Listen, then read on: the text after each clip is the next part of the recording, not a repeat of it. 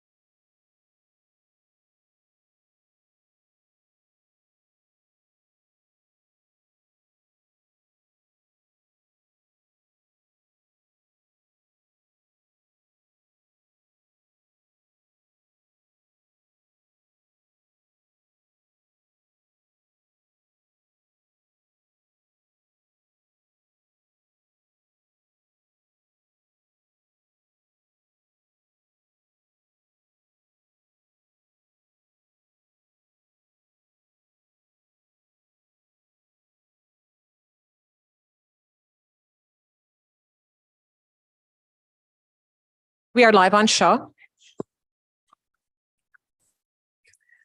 right, welcome, bienvenue, Anine. I'd like to begin by acknowledging and thanking our media and broadcast partners who are here covering tonight's meeting. And before we get started, I will, as we do, acknowledge with respect that we are in Robinson-Huron Treaty Territory, and that the land on which we are gathered is the traditional territory of the Anishinaabe and known as Bawating. Bawating is home of Garden River First Nation, Batchewana First Nation, and the historic Sault Ste. Marie Métis Council. Agenda item 2, a motion by Councillors Gardy and is Councillor Gardy here in person. And Bezo Allen resolved that the minutes of regular council meeting of March 2023 be approved. All in favor? Motion carries. And under agenda item 4, declaration of pecuniary interest, Councillor Kinnock has declared with respect to bylaws 2023-52 and 2023-53 as his father owns property which backs onto Blake Avenue. Anyone else? Seeing none. Then I have a motion by Councillors Gardy and Dufour. We resolve that the agenda for April 11, 2023 City Council meeting as presented be approved. Councillor Dufour. Spina? Okay, so it'll be Spina or Gardy and Spina. Council, all in favor? Motion carries. Under agenda item 6, proclamations, agenda item 6.1 is with respect to autism awareness. I've got a proclamation, then I believe Councillor Vezo Allen wants to say a few words. Whereas World Autism Day was recognized on April 2nd, 2023 in Canada, thanks to Senator Jim Munson's Bill S-206 and respecting World Autism Awareness Day. And whereas autism spectrum disorder affects more than 135,000 Ontarians, and autism spectrum disorder is a neurodevelopment disorder affecting 1 in 66 Canadian children, as well as their friends, family, and community, and approximately 1 to 2% of the Canadian population is on the autism spectrum. And whereas ASD is a spectrum disorder, which means it not only manifests itself differently in every individual in whom it appears, but its characteristics will change over the life of each person as well. A child on the autism spectrum will become an adult on the autism spectrum. And whereas Autism Ontario is the leading source of information and referral on autism and is one of the largest collective voices representing the autism community. Since 1973, Autism Ontario has been providing support, information, and opportunities for thousands of families across the province. And whereas Autism Ontario is dedicated to increasing public awareness about autism and the day-to-day issues faced by individuals with autism, their families, and professionals with whom they interact. The association and its regions share common goals of providing information and education, supporting research, and advocating for programs and services for the autism community. Now, therefore, I, Matthew Shoemaker, as Mayor of the City of Sault Ste. Marie, do hereby recognize April 2nd, 2023 as World Autism Awareness Day in Sault Ste. Marie. Councillor Vezo Allen.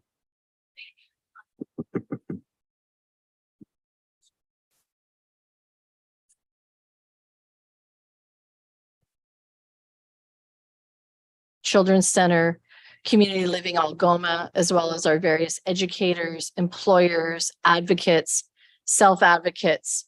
And the UN theme for this year was transforming the narrative, contributions at home, at work, in the arts, and policymaking. And I think that really speaks volumes in creating equity around the table, that we have self-advocates and voices from the autism community heard. I'm really proud as a community, through the Accessibility Committee and through previous council, that we do have a municipal autism strategy. We had a open house with probably about 40 folks in attendance to update our municipal autism strategy. So I think we can continue to do better. We're doing some great work in terms of programming, especially for young children and children.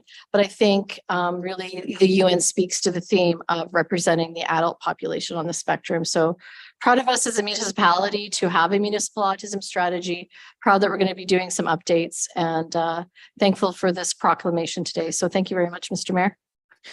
Thank you, Councillor Vezo Allen. Got a proclamation on the National Day of Action on the overdose epidemic. Whereas the mental health and addictions crisis continues to tragically affect Sault Ste. Marie with heartbreakingly high rates related to opioid use for deaths, people needing hospitalization or requiring emergency services. And whereas the opioid related emergency department visits and death rates in the Algoma district of 244 and 42 per 100,000 people far exceeds the provincial averages of 75 and 10 per 100,000 people. And whereas the deaths of adults aged from 20 to 49 is increasing at an alarming rate, and the study by the Government of Canada found that the rate of opioid-related deaths in Ontario has tripled in the past 15 years, with the most significant increase in young adults. And whereas City Council passed a resolution on April 23, 2018, that recognized the opioid crisis, along with the challenging and important work being undertaken by local healthcare providers, frontline workers, Save Our Young Adults, HIV/AIDS Resource Program, Ontario Aboriginal HIV/AIDS Strategy, and the Drug Strategy Committee, and committed to continue supporting that work. And whereas City Council remains committed to supporting the efforts of our community, raising awareness about this issue and combating the stigma associated with opioid addiction. Now, therefore, I, Matthew Shoemaker, as Mayor of the City of Sault Ste. Marie, do hereby proclaim April 16th, 2023 as the National Day of Action on the Overdose Epidemic here in Sault Ste. Marie. I've got Connie Rayner-Elliott and a contingent here from Soya, if you care to say anything. Mike, just at the middle of the podium there, next one over. There we go. Okay. Welcome to council, Connie. Thank you. Honorable Mayor and council members, my name is Connie Rayner-Elliott. I'm the founder of Soya Save Our Young Adults. Save Our Young Adults' mandate is to provide education awareness to prevent overdose. We continue to support anyone seeking assistance for substance use disorder and their families. We aim to ensure no one is left behind or has fallen through the gaps of our system. Soya remains vigilant in raising and creating awareness about the harms posed by substance use, including opioids, and the high potential for addiction. We provide families with support, information, life skills, and resources needed for well-being and surrounding them in the team of supports and caring during the time of chaos. Soya prioritizes and engage in educating our members and individuals with lived experience in education, utilizing their harnesses and their skills within the community. Historically, people living with opiate-related traditional systems have overserved concerns. At this point in time, we just want to thank our mayor and our council for, again, recognizing April 16th as overdose awareness. We appreciate it. Thank you. Thank you, Connie, and thank you for the work that you and Soya do in the community. And agenda item 6.3 is a proclamation concerning Community Living Awareness Month. I've got a proclamation here which reads, whereas Community Living Algoma has provided supports and services to people with intellectual disabilities and their families in Sault Ste. Marie and surrounding districts since 1954 and provides services to 397 adults and 331 children across the district of Algoma. And whereas Community Living Algoma's goal is for people with intellectual disabilities to have every opportunity to participate fully in our community with dignity, independence, and acceptance. And whereas Community Living Algoma works with Sault Ste. Marie volunteers and other stakeholder groups and organizations to promote citizenship for people with intellectual disabilities, so they have the right and responsibility and the opportunities that come with belonging, participating, and contributing as a valued member of our society. And whereas Community Living Algoma Awareness Month is a province-wide initiative created to celebrate the values of community living, which are inclusion, equality, and respect. Now, therefore, I, Matthew Shoemaker, as Mayor of the City of Sault Ste. Marie, do hereby proclaim the month of May 2023 as Community Living Awareness Month in the City of Sault Ste. Marie. I believe we have representative from Community Living Algoma here with us today. Hannah Hopkins and Deb Chadwick are in attendance. Welcome to council. Thank you. Good evening, Mayor, Town Councilors, and fellow community members. I am proud to stand before you as the proclamation is read, announcing Community Living Awareness Month. I am Hannah Hopkins, and this is Deborah Chadwick. We are here on behalf of Community Living Algoma. Deborah is a member of Community Algoma Vision Advocates at CLA, and I'm acting as a speaker for the advocates tonight.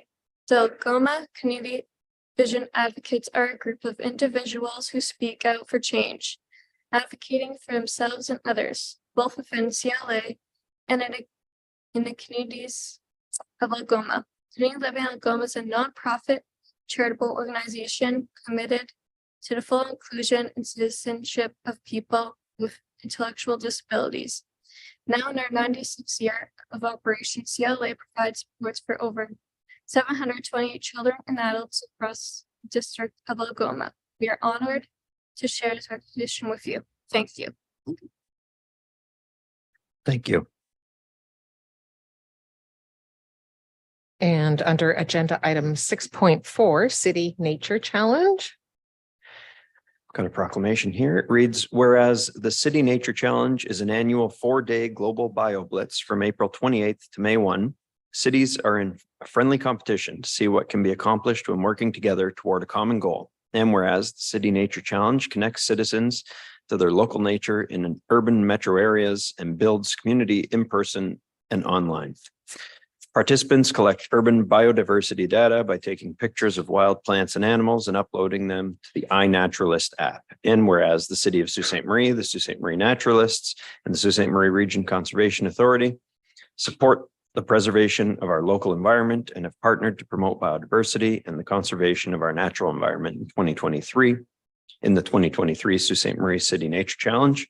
And whereas the 2023 Sault Ste. Marie City Nature Challenge will include a group of activity led by the Sioux Naturalists on Saturday, April 29th at the Parks Canada lower parking lot at 10 a.m. Participants who submit at least 5 observations will be entered into a draw to win a prize valued at $100, generously provided by the Sault Ste. Marie Region Conservation Authority. Now, therefore, I, Matthew Shoemaker, as mayor of the city of Sault Ste. Marie, do hereby proclaim, I'm having trouble with that tonight, April 28th to May 1st as Sault Ste. Marie's City Nature Challenge, and encourage all residents to participate in this 4-day global urban BioBlitz, a fun, easy, family-friendly opportunity to get outside and connect with nature by documenting local biodiversity. I believe we've got Emily Cormier, as well as representatives from the Sioux Naturalists and Sault Ste. Marie Region Conservation Authority with us tonight. Jump in. Welcome to council. Thank you. Good evening, Mayor Schumacher and councilors and city staff. My name is Ron Prickett. I am the president of the Sault Ste. Marie Field Naturalists of Michigan and Ontario. We have approximately 290 members. We are a club whose weekly outings and monthly programs are focused on the natural world that surrounds us in this great county, Algoma district and upper Michigan area.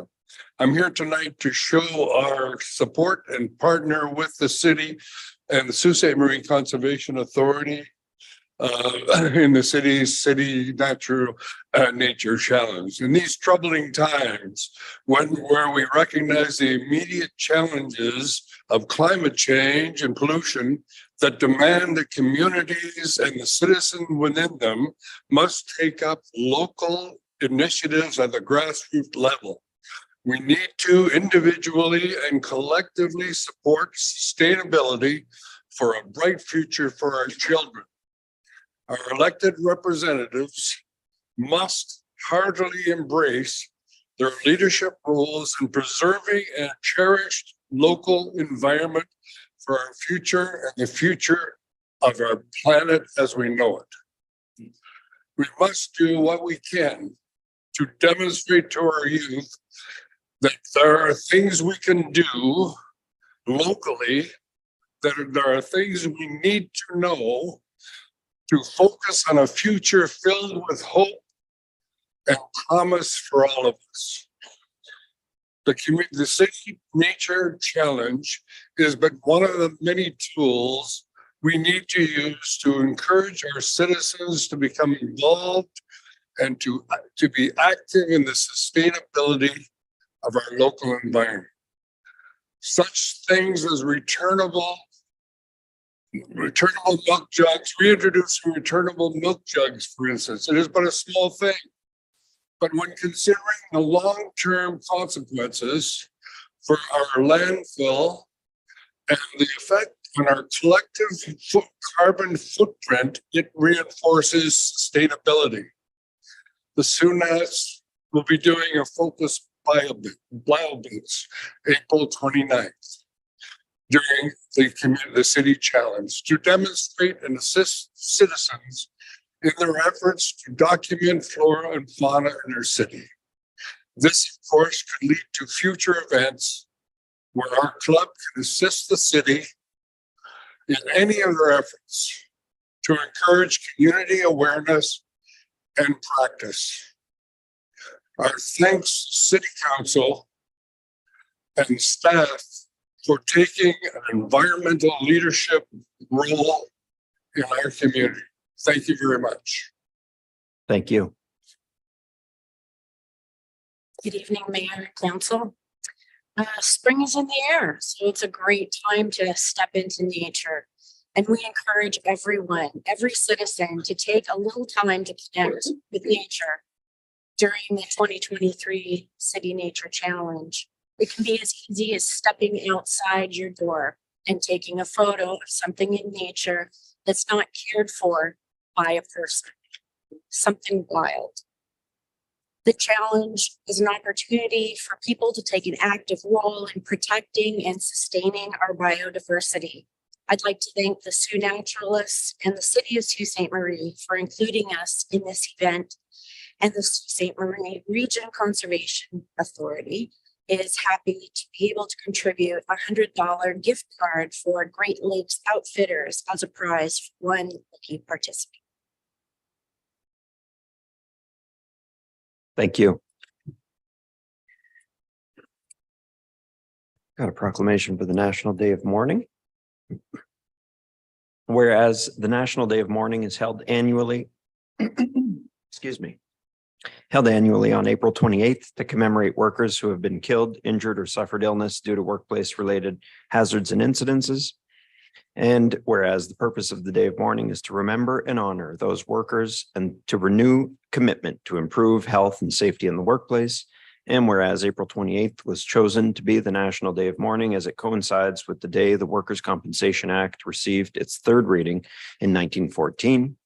And whereas the Canadian flag on Parliament Hill will fly at half-mast, and workers and employers across Canada will observe this day by lighting candles, donning ribbons and black armbands, and observing moments of silence. Now, therefore, I, Matthew Shoemaker, as Mayor of the City of Sault Ste. Marie, do hereby proclaim April 28th, 2023 as the Day of Mourning in the City of Sault Ste. Marie in recognition of workers killed, injured, or disabled on the job. And agenda item 6.6, Nicholas Luck, the Executive Director of the Downtown Association, is in attendance regarding agenda item 8.8.1. Welcome to council, Mr. Luck, and congratulations on your new role as the Executive Director of the Downtown Association. Council 8.8.1 is the Downtown Association's annual budget, which requires our approval.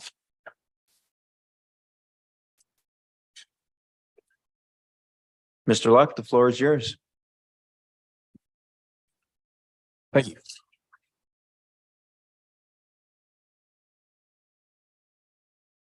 I stand here today with our audited financials from last year and our proposed budget. So just to clarify on a few things, that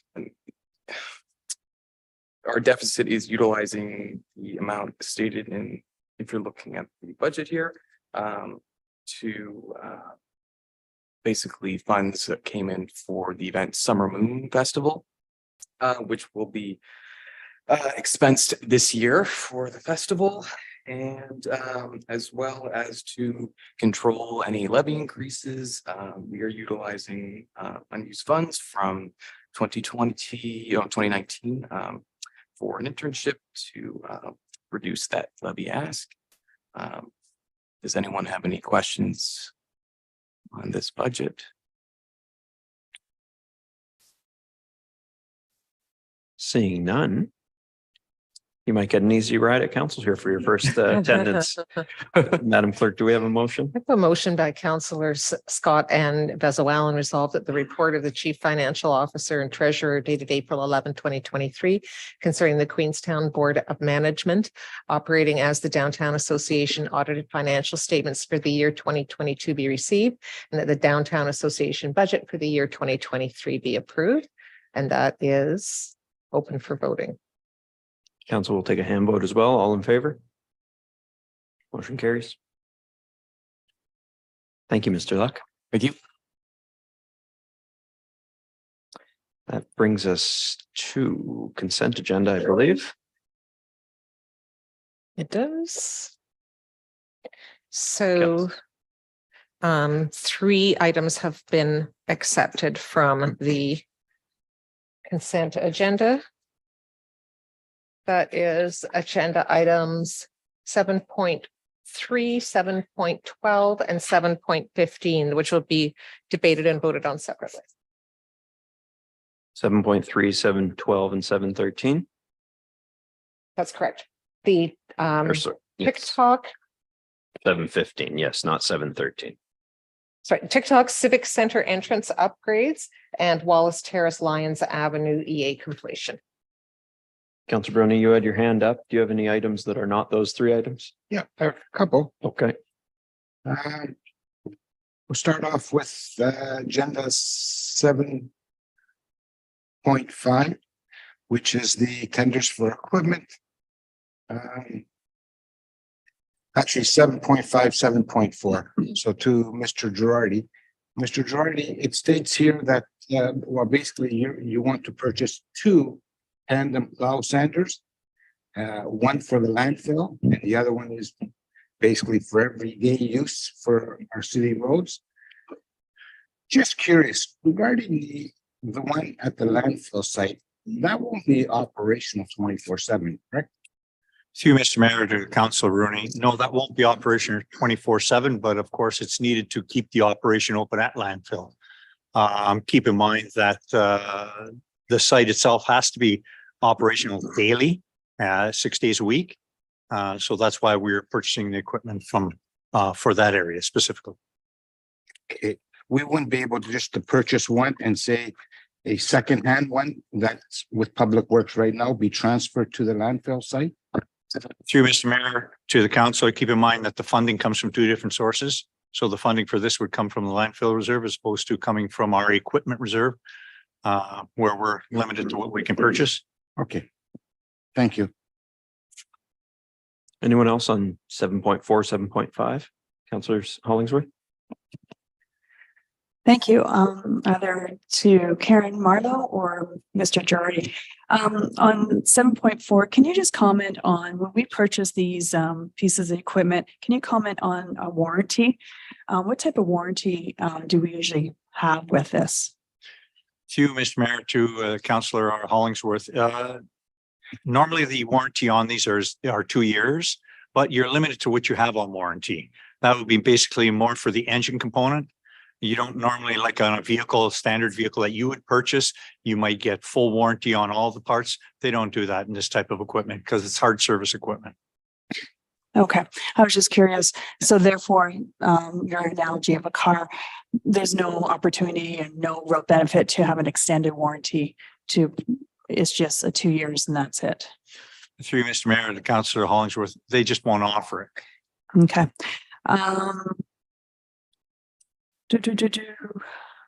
Okay, that's all for 7.4. Thanks. Thank you, Councillor Hollingsworth. Anyone else on 7.4, 7.5? Seeing none, Councillor Bruni, any other items? 7, tender for asphalt. Maybe, well, probably for Mr. Girardi, he's more knowledgeable. Regarding the asphalt, maybe you can explain for the viewers and for council members, the HL2 asphalt, HL3 asphalt. Through Mr. Mayor to the Councillor Bruni, you're basically talking about something that has a fine product to something that has a coarse product. Obviously, we'd use the fine one on a top lift, like on a driveway or a boulevard. But when you're getting into areas where heavy truck traffic are going, you're going to use a more coarser material. So you have to use the material that would apply to, you know, to the actual application of what type of equipment will be operating over it. So somewhere like Black Road, at the intersection of Black Road, we would use probably an HL8 there because you need something more coarse into the with the weight of the traffic and the amount of traffic that's running over it. So for, say, Carmen's Way, for instance, because we all know Carmen's Way has been deteriorating the last couple of winters. Which one would we use there? Through Mr. Mayor to Councillor Bruni, I think I'll refer to Carl because I'm not sure what specs have been put out if a road like that was to be done. So HL8 is through Mr. Mayor to Councilor Bruni. HL8 would be what we call a heavy duty binder course. and then a surface course would be the HL3. So the lower the number, the finer, the smoother ride. So if Larry was doing a repair on Carmen's Way, you'd likely use an HL8 as the bottom layer and then HL3 on top. If we were resurfacing that road, it's a connecting link road. So there are some different asphalt specs that would be used on that, but that's not the subject of this procurement. They would probably just use HL8 or the HL3. Okay. And just for information, Bay Street, what would we use on Bay Street since it's fairly new? Mr. Mayor, to Councillor Bernie, Bay Street was reconstructed or surfaced with the HL8 as a binder, a base course, and HL3 as the surface course. Okay, thank you. I appreciate it. Thank you. Councillor Hollingsworth on this item. Just some further educating questions to ask. Mr. Jury, last year you commented on asphalt, and last year you comment on that we sometimes have a certain asphalt for the cold temperatures. And then as temperatures warm up, you move on to a more of a different asphalt where it's warmer. So I see that the team's out already filling in potholes. I'm assuming that's cold just because just recently the temperature has changed. And the other piece, I remember last year, the asphalt plant was delayed in opening. Do you feel that there's going to be a delay this year in the asphalt plant, or are we seeing that we're going to be right on schedule? To you, Mr. Mayor, Councillor Hollingsworth, first of all, the asphalt we're talking in the tender is certainly not the same material that I was talking about then. What we were talking about at that time was cold mix, which is used in the wintertime, obviously because there's no plants open and we can't use our recycled asphalt. And you had mentioned right now, well, right now we actually are using our recycled asphalt. We're probably doing about 20 to 30 metric tons a day we're putting out. And that's when we recycled old asphalt, put it through our recycler, and we put it down for doing patching potholes, not for resurfacing roads, just patching the potholes. So that we have in place right now. Great. So it sounds like that we're on top of it and we're ahead of the game versus last year. So, and it sounds like the asphalt plant is open. So thank you. That's all. Thank you, Councillor Hollingsworth. Just a reminder, if we're asking questions on this, it should generally be related to the tender for asphalt. So we'll try and keep a pothole discussion for a future meeting. Councillor Scott. Thank you, Mr. Mayor. Through you, Mr. Mayor, to probably Mr. Jarry. Did we only receive one tender for this? Through you, Mr. Mayor, can you repeat that? I couldn't hear that. Did we only receive the one tender for this item? Through you, Mr. Mayor, to Councillor Scott, yes, we only received one tender this year. Is that usual? I tried finding last year's or the last time we did this and I couldn't find it. How many? Do you remember how many we received last time? Normally we would receive about 3. This year was quite unusual. Apparently a couple of the suppliers have missed the deadline for submitting for various reasons. But other than that, normally we would have 3 at least. Okay, because I thought that was just looking at it and only seeing the one, it was a bit of a surprise because usually you'd see some of the other asphalt providers in town. Is this price higher than expected because of that? Through Mr. Mayor to Councillor Scott, I can't really say because without seeing the other ones, but I can say that it's probably about 34% higher than last year. So it definitely is an increase in asphalt prices from last year to this year. And not that you would know this potentially, but do you know if that's in line with the general rates, or is it potentially just due to being one tender of potentially 3? To you, Mr. Mayor, Councillor Scott, certainly the only way to answer that question is if we would have got out of the tenders to come in. So to be able to say that right now, I really couldn't tell you. When we put some projects out, when Carl has some of his projects going out, we might get some different pricing on our, some larger asphalt projects and resurfacing projects that we do. But until we do that, we really don't know. Okay. Thank you. Thank you, Councillor Scott. Anyone else on 7.7? Okay, seeing none. Councillor Bernie, any other items? Yes, 7.8, the Manzo Park splash Splash Park, I'm just bringing it up. Yes, Manzo Park splash pad.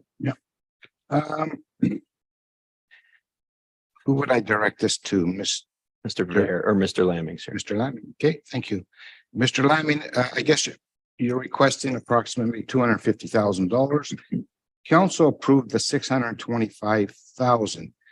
This $250,000 says it's for components only. Would you be able to explain that? Yeah, Mr. Mayor, to Councillor Bruni, yes, this is the part that has the real cool features that are on top of the splash pad. What we still need to tender out is the actual infrastructure and site prep services for the underground services. So this is the first major component after the consultant was selected. So we still have 357,000 left to do the site services. 375,000. 357,000. 300, so 375,000 will do the remainder of you're hoping? Through you, Mr. Mayor, Councilor Bruni, yeah, just it's 357,000 and we hope to have that as the remainder to see the project through. Okay. Thank you. That's it. Any other questions on the Manzo splash pad? Mr. Lamming, on that project, we built a splash pad 5-6 years ago in Bellevue Park. Is this kind of in line with the time frame that we had when we were building that splash pad? To Mr. Mayor, yes, we're in line with that. We're hoping to get the tender out for the site services in the next month or so, and then we'd have that construction through the summer. So if everything goes to the schedule we have right now, it would be near the end of the summer. Okay, thank you. Anyone else on 7.8? Okay, seeing none. Councillor Bruni, any other items on consent? No, I have one left for the 7.12, but that's been pulled. Okay, thank you. Councillor Vesuallen. Thank you. Through you, Mr. Mayor, 2 items. I'll start with my first one, which is 7.2 of the outstanding council resolutions. My first question would be to Mr. White concerning the 31st of January 2022, the administrative support to police services finding efficiencies. I know we're looking at Q2, and from police board meeting last week, the chief had indicated that there is a meeting happening within the next few weeks between yourselves and administration and the mayor to discuss this. I just wanted to confirm that and get any other details. Through you, Mr. Mayor, to Councillor Vesuallen, yes, a meeting has been scheduled for the mayor, the chief, and myself to discuss next steps on this. I know police have been doing their own review of their functions, so I expect the chief will bring some information to us for that meeting. And then we can expect a preliminary report from possibly that meeting? I would expect there be more than one meeting needed before a report's brought to either the board or council or both. Okay. Thank you, Mr. White. And my only other, I've got one other, it's just more information for Mr. Girardi for the laneway maintenance that you've got coming back in Q3, the 13th of June, 22nd for the laneway maintenance, looking at a proactive system that Councillor Dufour and I put forward. I just wanted to let you know, Mr. Girardi, I've already received some requests for neighborhood folks to do their own laneway cleanup. And they've approached me and asking for, extra bags, if there could be extra pickup and that sort of thing. I did let them know that GFL has been quite generous in that regard and that I would assist in getting a dumpster depending on the neighborhood cleanup. So I think in your report, that could be something. There are a lot of neighborhoods and neighbors that are wanting to do sort of that collaborative, get together with your neighbors day and do some cleanup. So that possibly could be something that could be added to your report. So the one in particular I just received was from the Cathcart Street neighborhood so far. But I have had ones in the past from both the James Street area, Alexandra, and that sort of thing. So I would anticipate now with the snow going away. So I'll communicate with you. I just wanted to let you know that that's something that's happening organically, and that would be probably, I think, an important part of your report. And that's my 2 items on 7.2, and then I have 7.20. Okay, anyone else with items on 7.2? Councillor Girardi? Forgive me.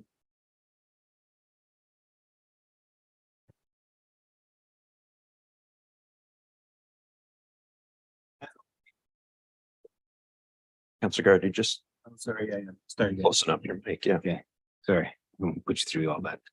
Anyway, there's, as always, when this comes back to us, there's like items that have been on here for years.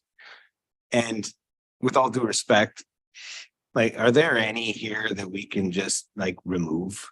Like 2016, we're talking 7 years, 2017, we're talking 7, 8 years, whatever, you know what? So like the downtown Sault Ste. Marie one.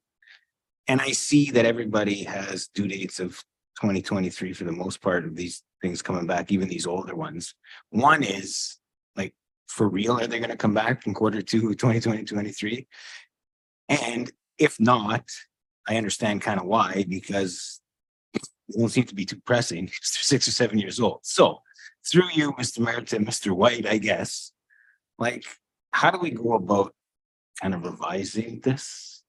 Like, if I look at a couple of them, downtown Sault Ste. Marie, the one from May 8th, 2017, we've done a heck of a lot of work downtown. But I don't know, can you comment on if you understand where I'm going? Through you, Mr. Mayor. Sorry, through you, Mr. Mayor, to Councilor Gardy. I understand where you're going. What I can say is we have cleaned off a lot of what was on the list previously.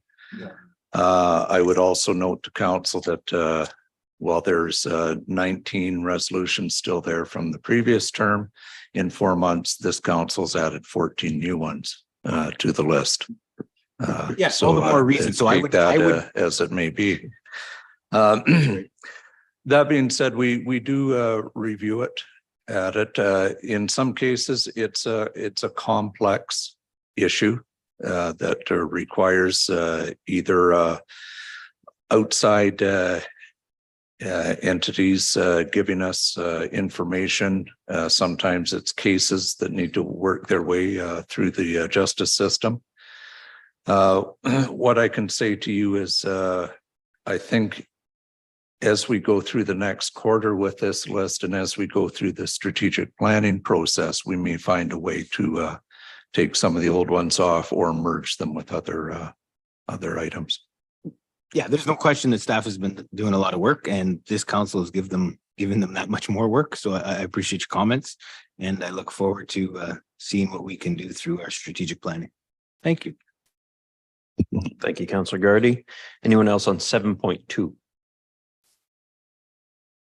Okay, seeing none. Councilor Vezowan, you said 7.20 was your next matter? Correct. Yes. Changes to the temporary outdoor patios. Through you, Mr. Mayor, to either Mr. Lamming or Mr. Bear, or Mr. Tonazzo. I think just for folks to be clear, this is just for the outdoor physical patios that are an extension of a contained patio, correct? Through you, Mr. Mayor, to Councilor Vezowan, this would be where temporary patios are an extension of an indoor established service, if you will. So if you have a restaurant that has a patio out front and the patio is temporary and they have a license to serve alcohol in the restaurant, we're now the approval authority as to whether or not they can actually serve alcohol in that temporary patio, which is an extension of the brick and mortar building. Right. And further, it states that the GCO will still enforce sort of if anyone's, being overserved or served underage or, using illegal substances on the patio. But it also states that the city can modify conditions and revoke the license. Do we have parameters under which those conditions or revoking of someone's license would happen?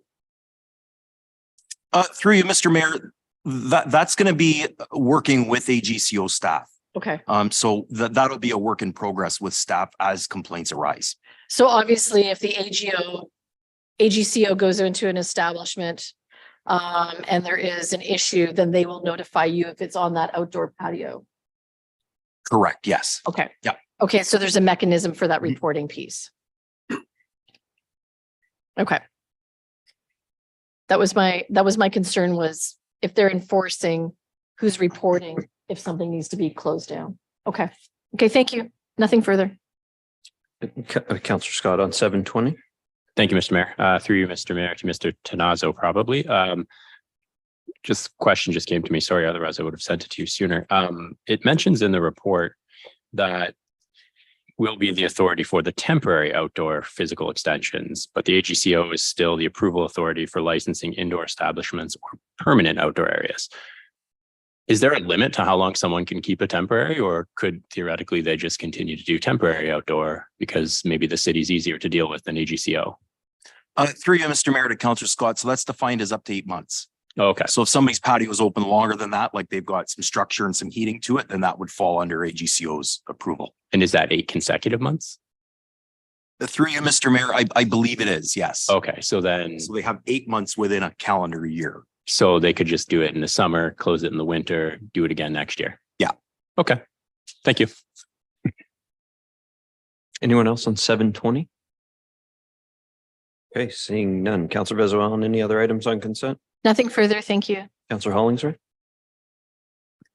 Thank you. The item is 7.10 solar powered bus shelters. Yes. Through you, Mayor, to Mr. Brent Lamming. First, I want to comment that once again, this is a great example of our city working towards being environmentally friendly and to be proactive. So I just want to give a shout out to the team for looking at another opportunity. My question is this. The options in the report are well defined, very clear. But my main question to Mr. Lamming is, have you, once again, you and your team are very good at finding grant money. Have you looked at finding some grant money that could help offset this cost when there are so many initiatives right now in Canada that is around the environment? You, Mr. Mayor, to Councillor Hollingsworth, this is eligible under the ISIP program, so we'll be only spending 26% of the dollars allocated to this project. Okay, great. And I think that's important for everyone at home to hear that you do dig deep. My second question, which we mentioned before, is there an opportunity? Have you looked at an opportunity to do a partnership with a local corporation that is environmentally friendly, that promotes a green type of living, to see if they would help with the extra cost? And it's a good PR for particular companies. Through you, Mr. Mayor, to Councillor Hollingsworth, we did reach out to Helene to get some feedback on what they thought for proposal, and our recommended approach is in alignment with what would be suggested. We also reached out to Sudbury, Brampton, North Bay, Burlington as well to see what they had in place, and they actually had a combination of what we are proposing as well. They had full bus shelters that could be powered by solar, as well as lighting kits, which we plan on doing as the first initial phase to see if that works as a pilot this summer. And we do plan on purchasing a full bus shelter that's solar powered later this year. Right. Sorry, my question wasn't clear. Have you looked at doing a partnership with a local company so the company could help with the costs as well, the extra costs, like GFL, for example, to say that this pilot project is a partnership with the city and to give them some PR as one example? Through you, Mr. to Councillor Hollingsworth, given this is funded under ISIP, it's pretty much covered, but we don't have a partner in mind to help sponsor the costs. This is part of the budget that's been approved from City Council before. Okay, so maybe in the future, if this pilot is so positive, that in the future we can look at, if we expand this, to do some partnerships. I just think that there's some companies out there that would want to partner up with us to promote the environmental green. So that's all. Thank you. Thank you, Councillor Hollingsworth. Anyone else on 710? On that one, I just want to thank Councillor Butland, former Mayor Butland, for proposing this motion. He was the one who drafted it. I know that it was moved and seconded by members of this council, but he was the impetus behind it. So thank you to him. Councillor Hollingsworth, any other items on consent? No. No. Anyone else with items on consent? Okay, seeing none, I think we have a motion on the consent agenda. The motion by councillors Gardy and Bezowalan resolved that all the items listed under date April 11, 2023, agenda item 7, consent agenda, save and accept agenda item 7.3, 7.12, and 7.15 be approved as recommended. All in favor? Motion carries. Brings us to 7.3. 7.3.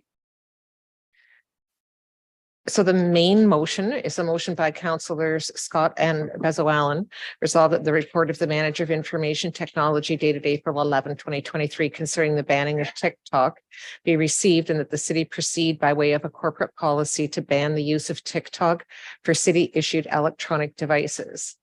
We have received an amending motion by councillors Caputo and Hollingsworth.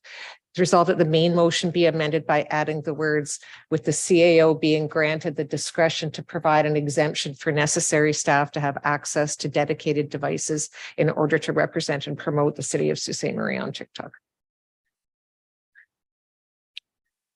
Okay, so in terms of actual procedure, I think the amending motion is debated first, is it not, Madam Clerk? Correct. Yes, okay. So we are on a debate over whether or not to add the words that are on e-scribe to the motion. So I will it's one speaker for the amendment, one against, if there are any against. So I'll allow Councillor Caputo to speak for the amendment with her proposal. Thank you, Mr. Mayor. I just want to make one thing really clear to anyone watching. I am not against the banning of TikTok on most city devices. What I'm asking for here is that we have a dedicated devices to allow our communications team and potentially our tourism team to be able to safely promote Sault Ste. Marie on what is arguably the largest social media platform going right now. I looked this up, and currently TikTok has over 1.5 billion users. So we're talking about 20% of the entire world population is on TikTok. What I'm hoping for is to continue to push Sault Ste. Marie forward by allowing the safe use of available media and social media. These platforms reach a demographic that our community has identified as valuable to continued growth and retention. We're talking about young people. We're actually talking about a lot of people, not just young people. My mom's on TikTok. You know, I went to a lot of doors during my campaign, and I had 40, 50-year-old women coming out the door. Hey, I recognize you from TikTok. And quite honestly, TikTok and social media is a large part of the reason why I am sitting in this seat. If we remember back to election time, I chose not to have election skins. I chose to run my campaign through social media. And so the proof is in the pudding. I am sitting here. Social media has a power. So I just want to reference two accounts locally. One is Discover the Canvas. It's a local tattoo and art gallery. They're currently sitting over 77,000 followers on TikTok. It's also allowed dozens of people from all around the world to come and be tattooed by Katrina. That brings tons of money here for tourism. I'd also like to reference Ethan Henson. He has 1.2 million followers on TikTok right now. Telling the story of his wife, Jasmine Henson, who he sadly lost to cancer. And he's telling her story to the world. So she lives on in that way. And he has over 1.2 million followers. These are Suites. And so this is a testament to what TikTok can do for us. And quite honestly, I think that the reward outweighs the risk if we do this properly. So though many may not understand or even like the use of the app, it is important that we do not disregard something worthy simply because we do not understand or enjoy it. So I hope that we can agree to allow our teams to use this app at their discretion. Thank you. Thank you, Councillor Caputo. Anyone opposed to the amendment? That wishes. Okay, yeah, question, Councillor Bezowalan. Thank you, through you, Mr. Mayor. And I certainly admire and understand the essence of what Councillor Caputo is saying. And as a 55-year-old woman, I do know what TikTok is. Just that you put that 50 to 60 in there, you got to tick the box up a little higher. So my question would be to CAO White, and I had some communication with Councillor Caputo earlier, and I believe that in the resolution, it already gives the CAO the opportunity to do that in the last paragraph, because it says, it is recognized that the TikTok application could be a valuable component of a communication strategy and or tourism campaign in the future. Staff will continue to monitor the use of TikTok in the broader social media realm, and if circumstances warrant, will report back to council with recommendations for managed use of the application.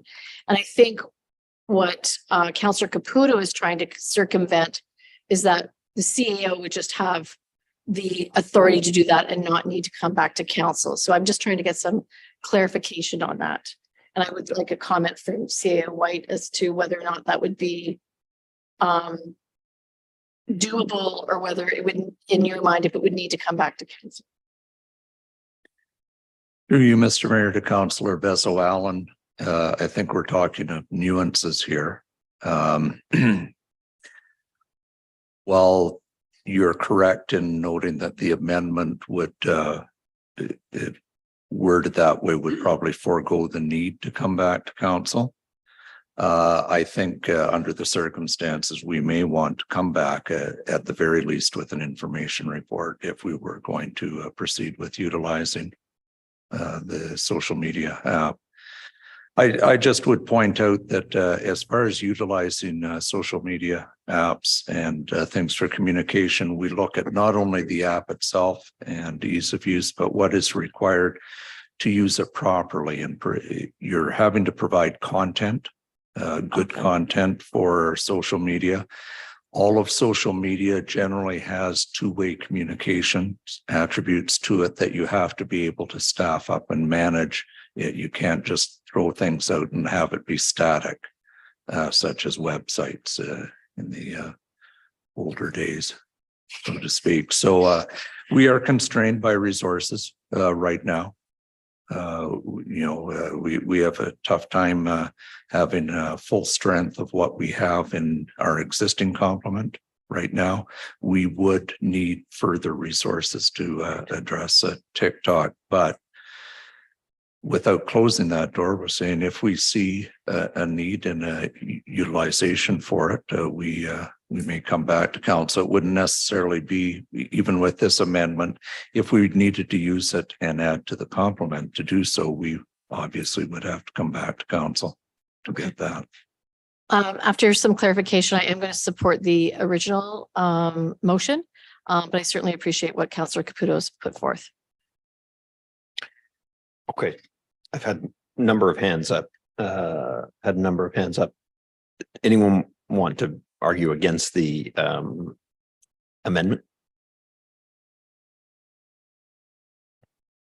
Anyone want to argue against the amendment? The amendment proposed by Councillor Caputo and seconded by Councillor Hollingsworth. She asked the question for clarification, but yeah. Yeah. So full disclosure, I approached staff about a year and a half ago in regards to TikTok, because I, like Councillor Caputo, thought that it was something that we should hop on.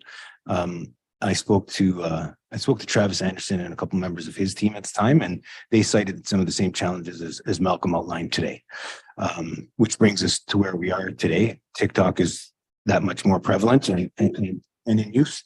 And I had told Councillor Caputo in the lead up to this meeting that I wouldn't kind of stand in the way of council's will. And if I was like a deciding vote, I would go with the majority of council. That being said, I just think it's important that, Councillor Caputo cited all of the users and how popular it is. But one thing that people need to know is that all of those 1.5 billion users, they have to sign a license agreement.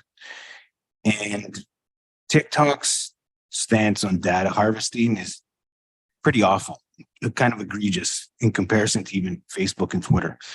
And so each one of those 1.5 billion users, and disclosure again, I don't participate in TikTok, but under that license agreement, everyone has to sign before using TikTok. You have to allow TikTok to track your personal data, including passwords, dates of birth, email addresses, contact lists, and activity across other apps, even though they have nothing to do with TikTok. So other communities, Vaughan, Kitchener-Barrie, Innisfil, several others in Ontario have banned it. I'm supportive of the position as we have it before us now. Not the amendment, even though I have tremendous confidence in CAO White's discretion. I'd like to kind of leave it as is. And if they want to explore things, that they formally come back to us. Okay? Thanks, everyone. Well, if it's a question for clarification on the amendment. If it's possible to the CAO. Sure. On the amendment. No, just a general question regarding TikTok. Okay, go ahead. If you don't mind, it kind of, are we using it right now? No, we are not. And there was no plan in using this? I wouldn't say there was no planning used it. We had opened an account when corporate communications and staff see an app gaining in popularity and looking like there's potential. They often will open up an account. They won't use it, but they'll just get ourselves positioned so that if we choose to use it in the future, we will. That's as far as it had gone. Really, the lack of resources had prevented us from looking into it further at this time. Okay, thank you. Thank you, Mr. Mayor. Thank you. Is it on the amendment? Yes. Okay. Clarification. Thank you. Just being the seconder, thank you, Councillor Caputo, for allowing me to be your seconder. Through you, Mayor, to our IT person.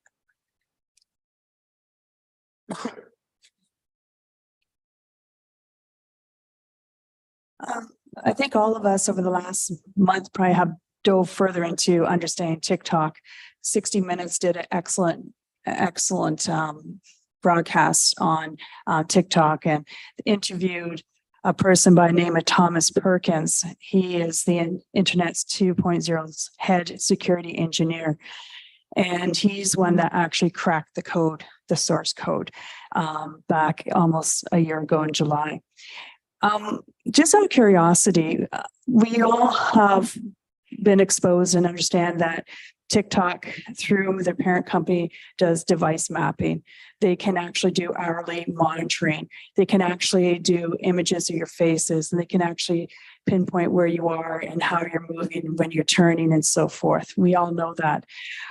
Hypothetically, going back to Councillor Caputo's idea, if we had an own device with no calendar on it so that TikTok can't read your upcoming meetings, if we have a device where it's just stripped of everything, are we still protecting ourselves or not? Are we still opening ourselves up to some potential security hazards? Through you, Mr. Mayor, to Councillor Hollingsworth, I believe we do. Even though we're isolating it to one device, the device still needs internet access. Therefore, it is geo mapping by default. The user of the device is the one that's at risk for potential, compromise of information, not the actual device. So you still would have to have an account with TikTok. That being said, you are localizing it to a single device and a single user group.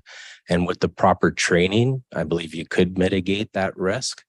But there's that still potential of data being breached. Okay, so most of the young people are using their cell phones to access TikTok, not a laptop, not an iPad. True. So hypothetically, we just said a cell phone, a very basic cell phone. Is that an opportunity for us to put up a safety barrier? Through you, Mr. Mayor, to Councillor Hollingsworth, to some degree, it'd still be up to the end user.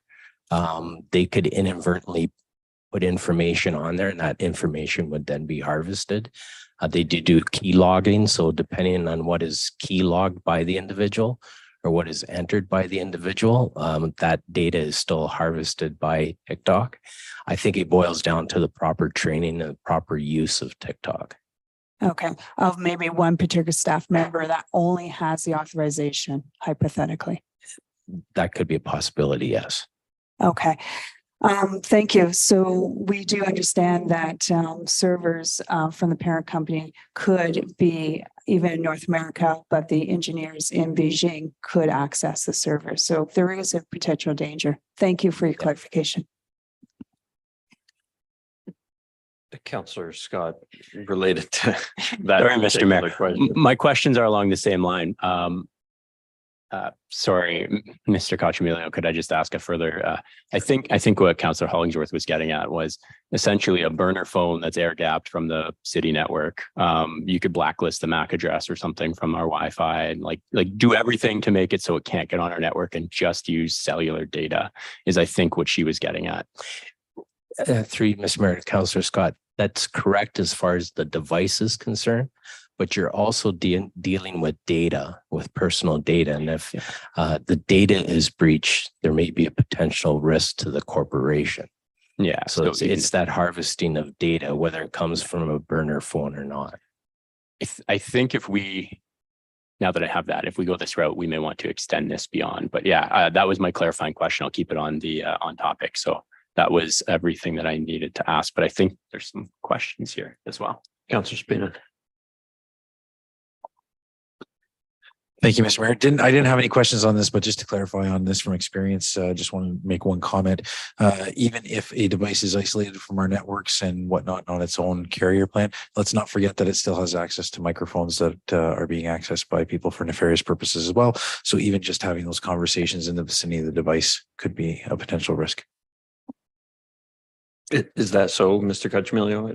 Do you know? Through Mr. Mayor, that would be the case, yes. Okay. All right, so we're voting on the amendment to the to the motion. Are you opening a vote or do we have? I am. Okay, there'll be a vote open. Can I see who is in favor of amending it to grant the CAO discretion to grant exemptions from the TikTok ban? In favor of that? Okay, opposed? That does not carry. Okay. Councillor Canuck? Oh, okay, there we go. So that. So is it's 3 in defeated. favor and 7 opposed. Okay, so that brings us to the main motion and the report. Now you are free to ask whatever questions you'd like, although many of you already did. So Councillor, we'll start with Councillor Scott. We'll go to Councillor Caputo. Thank you, Mr. Mayor. Okay, so now some further questions that I was trying to get toward, but didn't want to, but I think might have been asked anyways. Should we extend this beyond that? I mean, we know that Facebook is doing the same thing, Instagram, they're all doing terrible, terrible things with our data. And just even beyond that, any random website that somebody goes on to could be doing the same thing, could be, snooping around at cookies. It could be even mining cryptocurrency while you're on the website. So like how robust, I'm starting to think we might want a mobile device management system after all of this conversation. Through you, Mr. Mayor, to Councillor Scott. Yes, a mobile device management system would assist in the fact that we will manage what's on the mobile devices. So you lock down the devices, city issued devices, and you allow only certified apps or apps that are approved by IT to be installed on the devices themselves. Yeah, that's starting to become. I have some other questions, but I'm not sure I can actually ask them in a public forum. So I'm going to reserve those and maybe just email you some further questions. Okay. Thank you. Thank you. Okay. Thank you, Councillor Scott. Next on the list, I believe, is Councillor Caputo.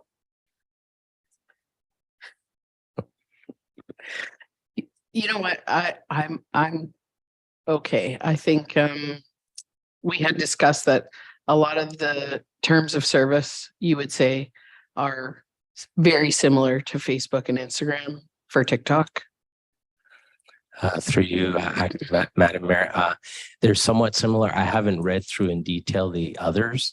The potential, as Councillor Gardy mentioned, is that The privacy policies of TikTok are very elaborate in what they can harvest as far as information, and the fact that they're, tied to the Chinese government, that is risky. I'm not sure about the other social media platforms. Okay. And through you, Madam Mayor, to CAO White, what would you see as this moves forward, if this turns out where people stop the TikTok ban, TikTok stays strong, what is your sort of stance on reopening this? Like, what would it take for that to happen? More staff and communications? Is that what we're seeing as the main barrier past the safety issue? Through you, Acting Mayor Hollingsworth, to Councillor Caputo, we would really treat it the same as we look at any new channel to convey information to the public, whether it's social media or anything else. We look at to see what the advantages would be. Is it targeting a segment that we don't target as well as we would like? Right now, what would the needs be for it, for what type of content, content management and interaction back and forth. And then we would assess what we would need to do it properly. That's the key thing. And so really, I do think, 6 months to a year, the landscape may have changed with how TikTok is viewed today. But to be quite honest, we may see new social media arising that, maybe takes the space or does a better job of what we're trying to do. So it's something communications and marketing staff are always assessing and staying on top of. And we would just review it on an ongoing basis. And certainly if the landscape changed and there seemed to be a niche that we weren't filling that we wanted to fill, we would come back to you. Note that. So again, to use Mr. White, if this passes, it's my understanding that it can't come back to council for 1 year. Is that correct? No, not really. Okay. Now, what happens, what you're referring to is whether an item can be reconsidered or not. What we've made very clear, very plain in the policy, that should a situation arise that we think there is a need, we can bring that. You're approving that policy tonight. Okay. So that circumvents your apprehension over needing to reconsider the matter. Okay, thank you. Councillor Gardy. Give me a couple more minutes to talk about how much I don't like TikTok. No, but I think it's important just because it was raised by a couple of council members in the comparison to Facebook and Twitter and other social media. The difference is that, the Chinese government a few years ago passed a couple of laws that compels Chinese businesses and tech firms and social media businesses to essentially have to grant them access to anything they want. So all this information is in a pipeline back to the Communist Party of China. So I just wanted to highlight that difference. We all have our issues with different social media apps. The way that every government and a lot of corporations are approaching this these days is a lot different than they are by those based in the United States or in Western Europe and the like. So I just wanted to point that out. Thanks. Thank you, Councillor Gardy. Anyone else on this item? Okay, seeing none, the motion, has it been read? Nope. It's a motion by Councillor Scott and Bezo Allen, resolved that the report of the Manager of Information Technology dated April 11, 2023 concerning the banning of TikTok be received, and that the city proceed by way of corporate policy to ban the use of TikTok for city issued electronic devices. And that is open for vote. All in favor? Any opposed? Motion carries.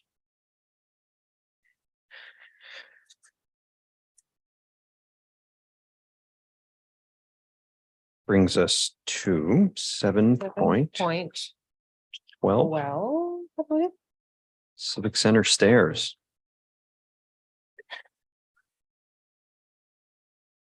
Civic Center entrance upgrades. And it's a motion by councillors Scott and Vezoal, resolved that the report of the Director of Engineering dated April 11, 2023 concerning Civic Center entrance upgrades be received, and that contract 2022-18E be awarded to Ontario Concrete Finishing Sioux Limited. Further, that the reduced scope of work described in this report be removed from the contract in order to reduce cost, and that $1,050,000 of the 2023 capital budget originally allocated to a culvert replacement on second line at Lees Bay Road and $750,000 originally allocated to the Civic Center seawall rehabilitation be redirected to the Civic Center entrance upgrades. Okay. Who asked to pull this? Councillor Hollingsworth. Councillor Hollingsworth. So we'll start with you. Thank you. Through you, Mayor, to, I believe the report is from Carl, correct? Yes, Mr. Romeo. First question, you were suggesting that we cancel 2 projects. I believe the culvert replacement on second line at Lees Bay Road. And I also believe the Civic Center seawall are the 2 that you're suggesting to be canceled. Can you just elaborate for those that are at home? When you say cancel, are you saying to relook at these for next year's budget, or just to cancel and just basically just let them ride? Mr. Mayor, to Councillor Hollingsworth, those 2 projects in particular were seen as not urgent. So we would be asking for consideration for those in future budget deliberations. Okay. Can you further comment on the Civic Center seawall, just to make sure we all understand where that is? Can you just, again, outline for the viewers at home, what part? Is that right in front of here? Or is it part of the sidewalk? Is it part of the basically boardwalk where people will be walking? Through Mr. Mayor, to Councillor Hollingsworth, there is a seawall that follows the shoreline in front of the Civic Center on the waterfront. That wall has outlived its useful life, and there has been some sinkholes or loss of material under a sidewalk adjacent to the railing right along the water. Though the sidewalk has been closed for the last probably year to 18 months. So we would make some temporary repairs to that and likely keep that sidewalk closed if we deferred this project. Okay. Okay. Out of those 2, I'm disappointed with regards to the Civic Center seawall because we did talk highly about trying to bring that back into play, and most of our constituents enjoy going down to the waterfront. My other question with regards to this subject is, you gave us reports back on April the 11th, 2022. And the main move to redo the whole lobby and entranceway is to do with the pandemic. Tonight, you mentioned in your report about the elevator outside. You also mentioned about the ramp. Have you reached out to the manager of accessibility and to their committee to have them review your suggestions? And have you received any feedback? Mr. Mayor, to Councillor Hollingsworth, I have gone over the project with the accessibility coordinator. I'm giving a presentation to the committee actually tomorrow on the overall project through their regular meeting. Important to note here is that all the improvements on the interior of the building and on the exterior of the building do meet the Ontario Building Code requirements for accessibility, and in particular are compliant with the FADS. I guess it's just FADS standards that the city's adopted as our standard for our buildings. Okay, that's good news. And one last, just a comment. I know that with accessibility elevators, there's sometimes a button that's close to the elevator. So if it's not working, the person could press the button if they need some extra help. So as you move forward with this plan, I hope you're considering some of a button of some sort, so it gives some more basically support. Thank you. That's all. Thank you, Councillor Hollingsworth. Councillor Bruni. Thank you, Mr. Mayor. Question, Carl. Carl, in the past, what was the procedure for accessibility during operating hours and evening hours to the elevator, the indoor elevator? Mr. Mayor, to Councillor Bruni, so the accessibility of this building is through the existing ramp, the long ramp that you see on your way into the building now, to the second floor, and then into the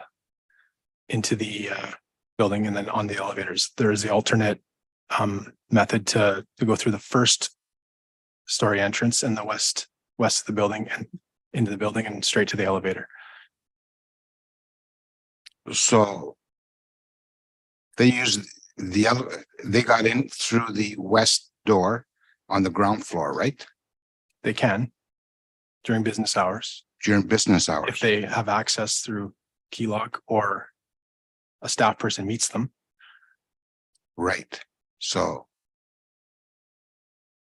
And is there a problem having a staff person meet them at the door to open the door?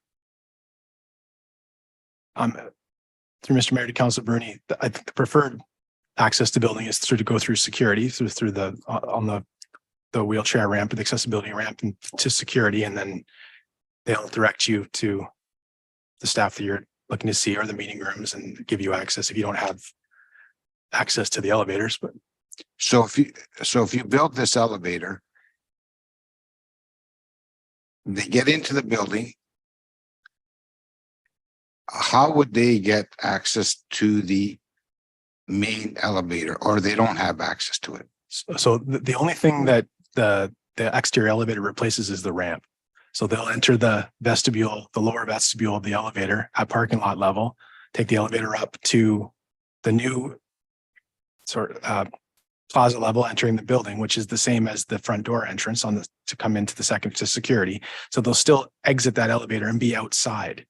They're not in the building yet. They're in a sort of separate building. Right. And then from there, it's at grade. They'll take take a wheelchair or whatever, however they're entering the building through the main doors to security, just as they do right now. Okay.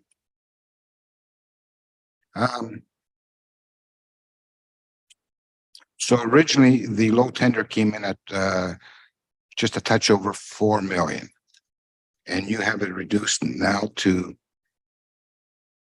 well, you changed it to 3.9. Approximately, yes. So that's a decrease of $100,000 approximately. Just over 100,000. Just by changing the stainless steel handrails and guards and deleting the concrete staining and the sealing. The cement still has to be sealed, correct? Mr. Mayor, to Councilor Bruni, the intention would be to do the sealing likely with the city staff probably in 2024 after the project is done. There's several components. I'm sort of generalizing those points that in the report that through design changes, the city and the consultant and the contractor negotiated to get down to that number. They're not large numbers, but that's all we could get to. As an outsider, by looking at the drawings, I'm looking at it and I'm saying that's $4 million for an elevator and the ramp and a platform just before the elevator, which is elevated, correct? Through Mr. Mayor to Councilor Bruni, there's quite a grade difference on the upper platform. So you're raising all of that material, concrete, up to the front door entrance. Mm-hmm. So that's all new. There's all the demolition associated with the existing concrete stairs that are on 3 faces. It's quite a bit of demolition. The concrete ramp, exposing the underground garage, waterproofing the exterior of that. There's quite a bit involved. Okay. No, I'm not disputing you. I just thank you for the clarification. So on the north side of the walkway to the Civic Center, would that be reconditioned also? Just from the drawings I'm looking at. Yes. So that would be the second drawing that you provide. Yeah. Okay. So that would be a new surface. That would be just the existing a new broken, surface? cracked, pressed concrete and paving brick that is there now would be removed. And the stairs will be more narrow. Will you be eliminating the width of the stairs? Mr. Mayor to Councilor Bruni, I don't believe they're significantly narrowed. No. Okay. Okay, thank you. Thank you, Carl. Thank you, Councillor Bruni. Councillor Caputo. Thank you, Mr. Mayor. Through you, Mr. Mayor, to Mr. Rumil. Why the decision to get rid of the ramp rather than redoing another ramp? Is that like a new building code accessibility? Through Mr. Mayor to Councillor Caputo, we could put a ramp in, but it is with the length of space we have, it would be difficult to get the proper grade to meet the accessibility standards. It would have to be project much further out towards the parking lot. There would be some geometric challenges, say, get that. Okay. It's not to the proper standard now. Okay. Councillor Caputo, I think CAO White's got something to add to that. Through you, Mr. Mayor, to Councillor Caputo as well. This was addressed in a previous report to council too. And generally, yes, we could build a ramp that met code today. As Mr. Rumil points out, it would be a lot longer and it would be difficult to fit it in with the geometry. It also just meets the building code today. Okay. And who knows what it will meet in the future or how soon it would be out of date for building code. Okay. So what staff recommended in the previous report is there wasn't a huge significant premium to putting an elevator in place instead of a ramp.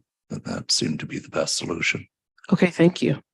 In case of the elevator going down or like being down, how will we accommodate people with disabilities at that point? Mr. Mayor to Councillor Caputo, we still have the west entrance, which you would have to get access because it is a controlled entrance, but can get people with accessibility challenges into the elevator on the first floor.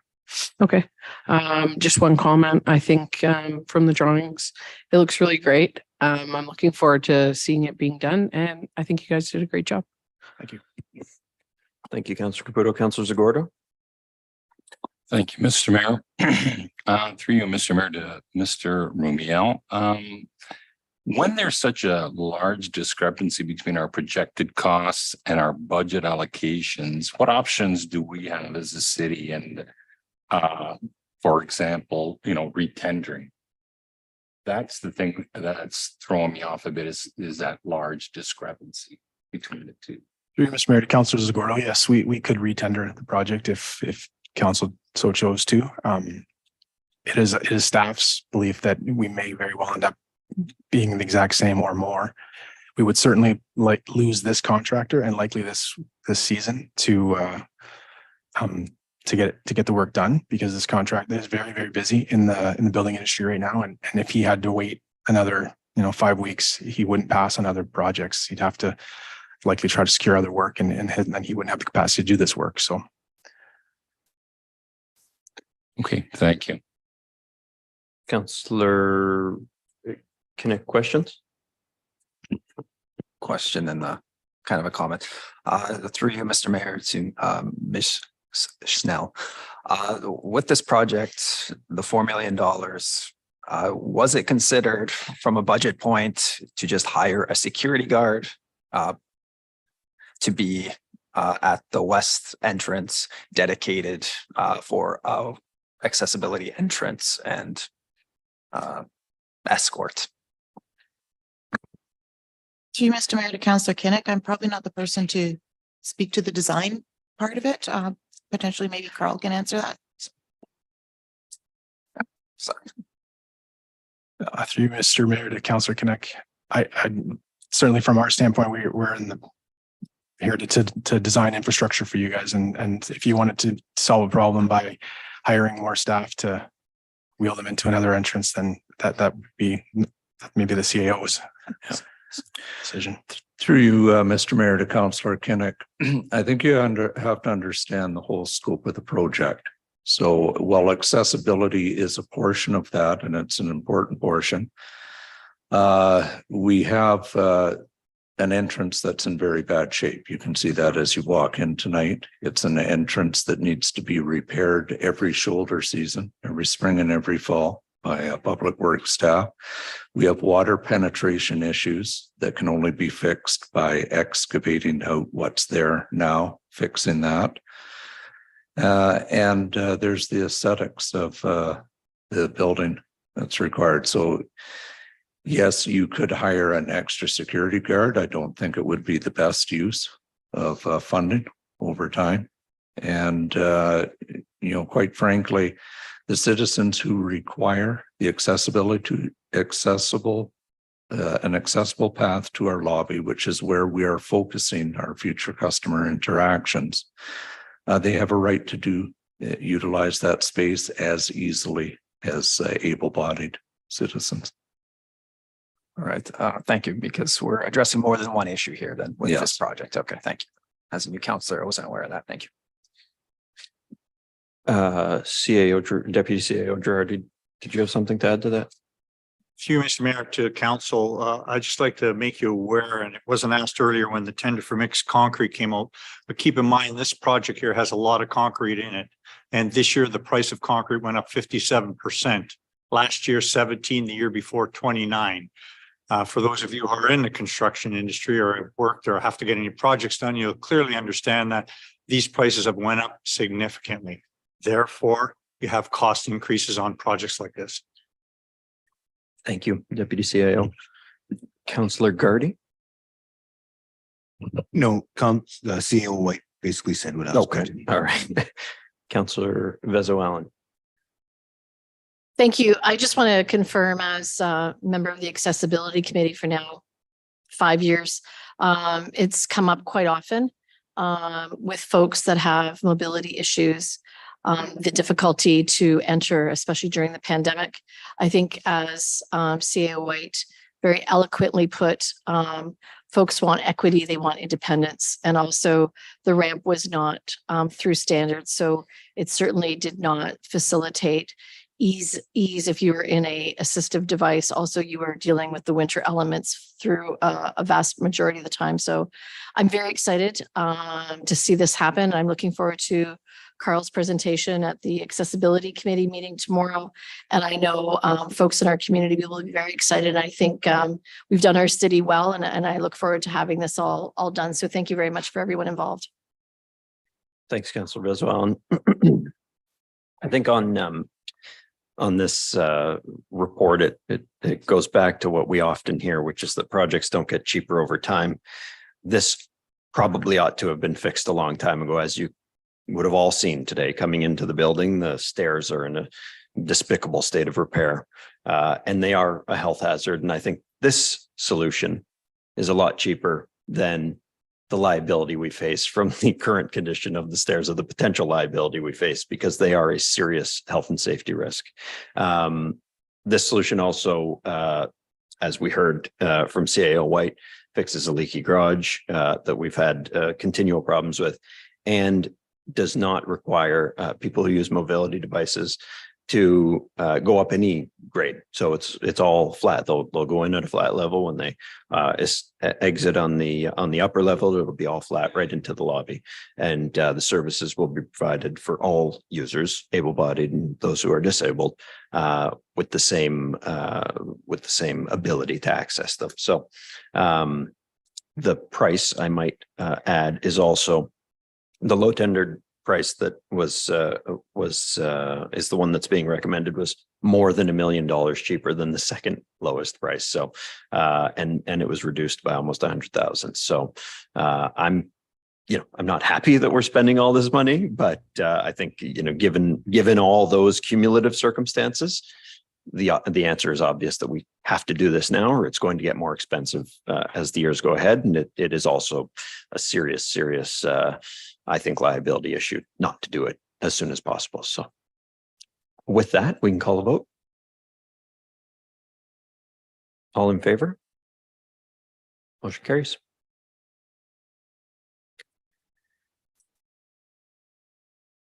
That brings us to 7:15.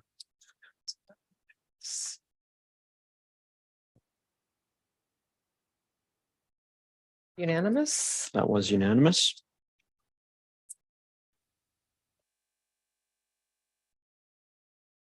And 7.15 Wallace Terrace Lyons Avenue EA completion. A motion by Councillors Gardy and Bezo-Allen, resolved that the report of the municipal services and design engineer dated April 11, 2023 concerning the Wallace Terrace Lyons Avenue environmental assessment completion be received and that changes be implemented in a future resurfacing program. Councillor Scott, you have to pull this, so we'll go to you first. Thank you, Mr. Mayor. Through you, Mr. Mayor, to Mr. Rumio. Just have a couple of questions regarding this. So it mentions that the EA was initiated in 2020. Could you give me a little bit more information as to when like the traffic studies were done? Were they done during the pandemic lockdowns? Mr. Mayor, to Councillor Scott, the bulk of the work was done in late 2022 and early 2023.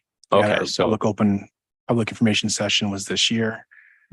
And the traffic analysis was done by SEMA, I believe, late 2022. Okay. And it also goes on to say that the limits are extended to include Lyons Avenue to Carmen's Way. Were those included in the traffic side of that study? Mr. Mayor, to Councillor Scott, that's correct. And could you maybe paint the picture a little bit more clearly for everybody as to how that's going to look? So if we're reducing the lanes around the underpass, how would the underpass look with this road diet? Mr. Mayor, to Councillor Scott, so essentially you'd have one lane of through traffic in each direction, a center turn lane for turning vehicles to make a shared center turn lane, obviously with the exception of under the underpass where there's concrete columns, and a bicycle lane, one bicycle lane in each direction painted at the curb on both sides. So the underpass will be one lane until you get out of the concrete columns, essentially. So if you're headed eastbound through the underpass toward Carmen's Way, it'll be one lane. And then as soon as you're out from underneath, it'll separate out into the left turning lane and then a straight through. Mr. Mayor, to Councillor Scott, correct. There'll be a left turn lane at Carmen's Way to go north on Carmen's Way and a straight through lane. And that straight will be shared to go south on Carmen's Way as well for the right. Straight through or right. Yeah. Okay. And then some other questions. Sorry, I just had a couple of questions I'd written down.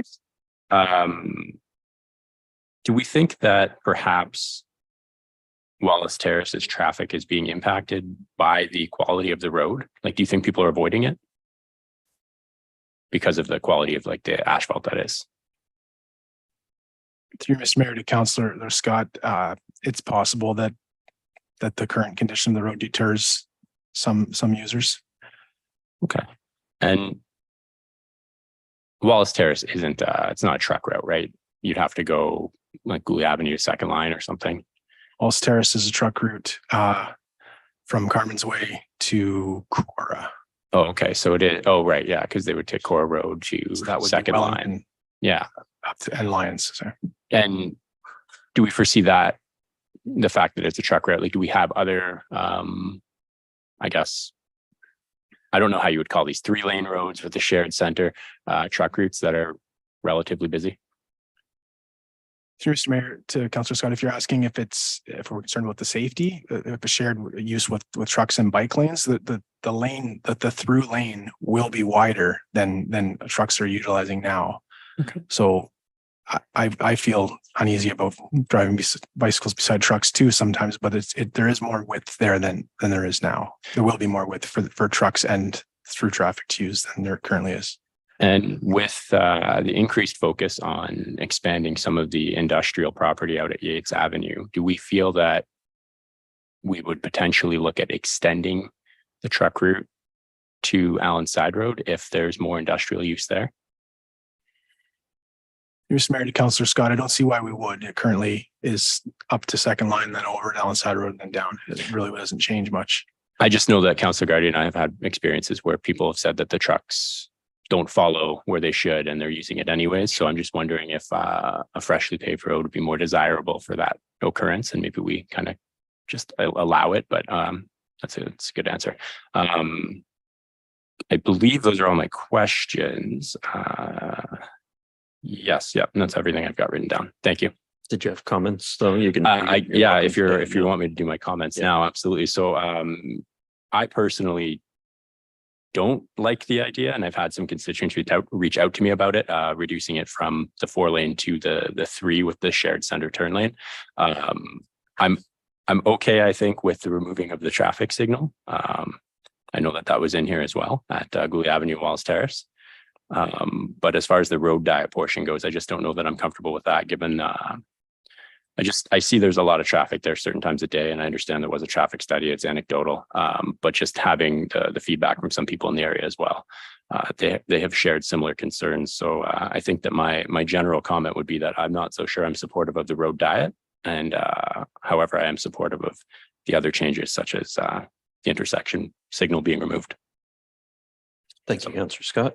Councillor Bruni. Thank you. Something that Councillor Scott brought up and Mr. Romeo commented.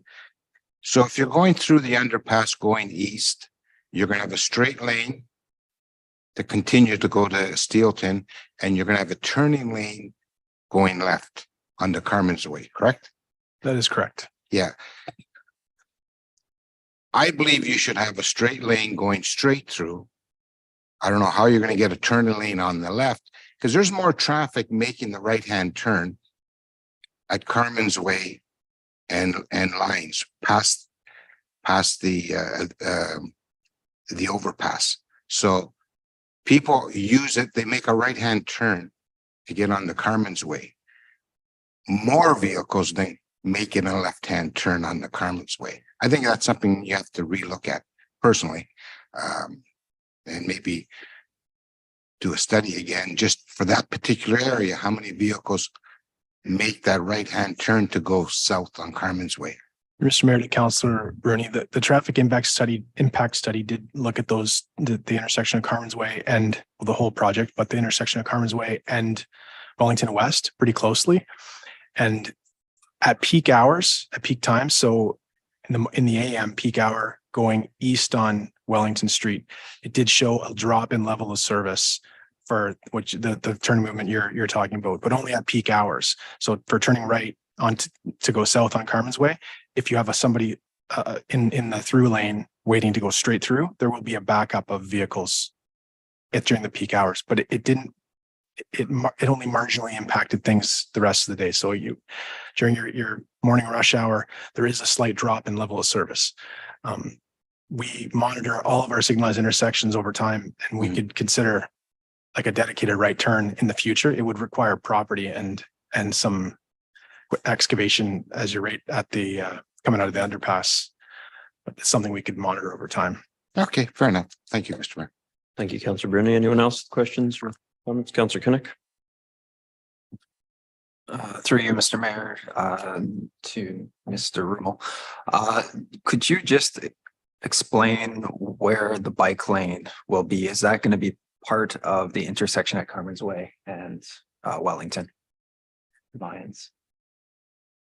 So through Mr. Mayor to Councillor Kinnick, the bike lane is the couple of two meters or so, 1.5 to 2 meters right again adjacent to the curb.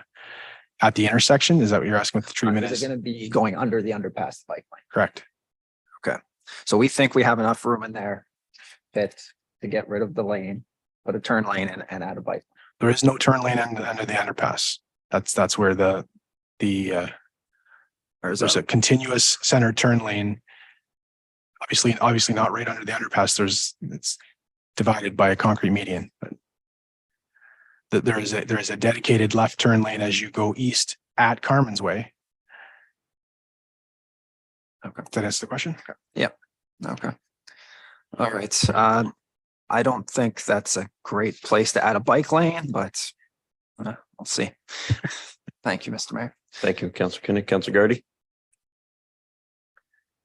And just following up on Councillor Kinnick's train of thought. Through you, Mr. Mayor, to Mr. Ramil. Carl, if say the bike lane was eliminated from beneath and exiting the underpass, would that provide any more room for like a turning lane? Probably not that much, right? A turning lane to the right, going south, proceeding south to Carmen's Way. So through Mr. Mayor to Councillor Guardy, I'm just looking at. I think the question is essentially if you could maintain the current lane configuration for eastbound traffic traveling out of the underpass. Yeah. Yeah, the current lane configuration. The Guardy to English and English to Guardy.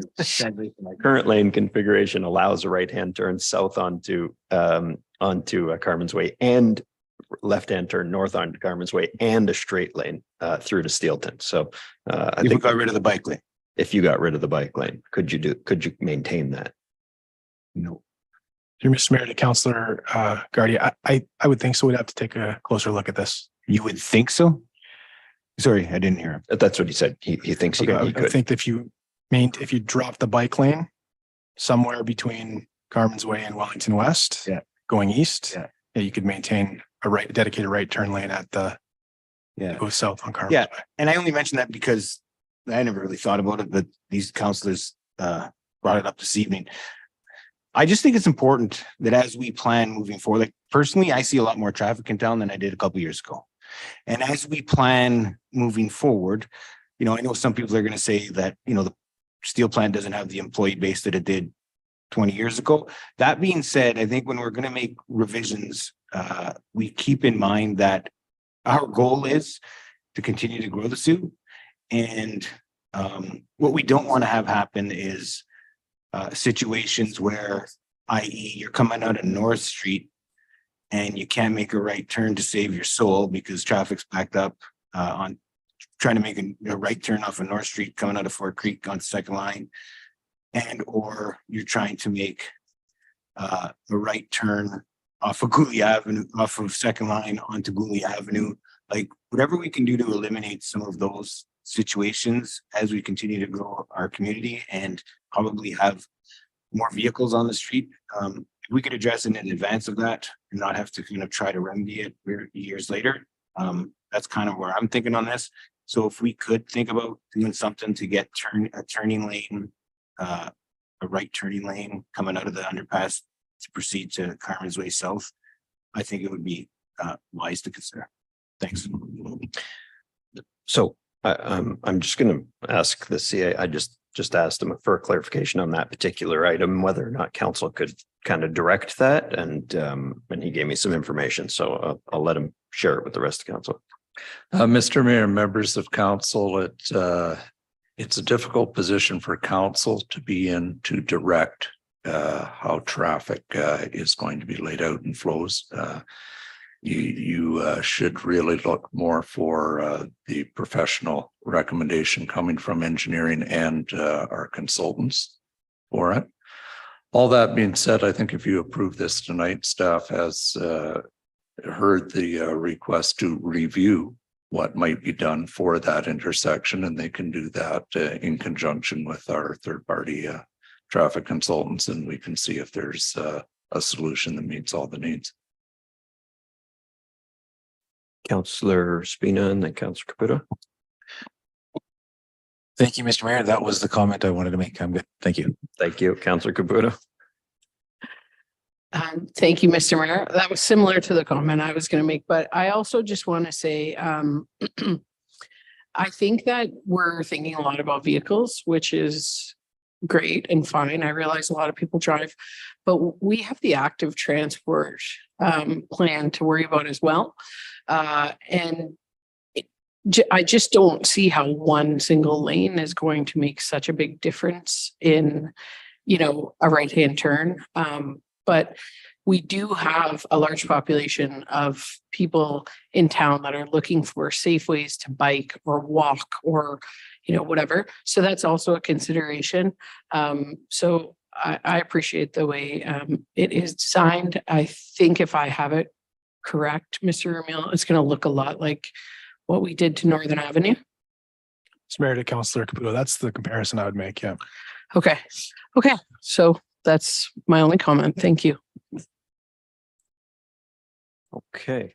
So seeing no other questions or comments on this, I think if we approve this, it's approved as recommended, but with the CAO's assurance that they'll give another look to that particular intersection at Carmen's Way and Wellington West. So all in favor of the recommendation? Any opposed? Okay, motion carries. Thank you, Mr. Rumio. Thank you, CAO.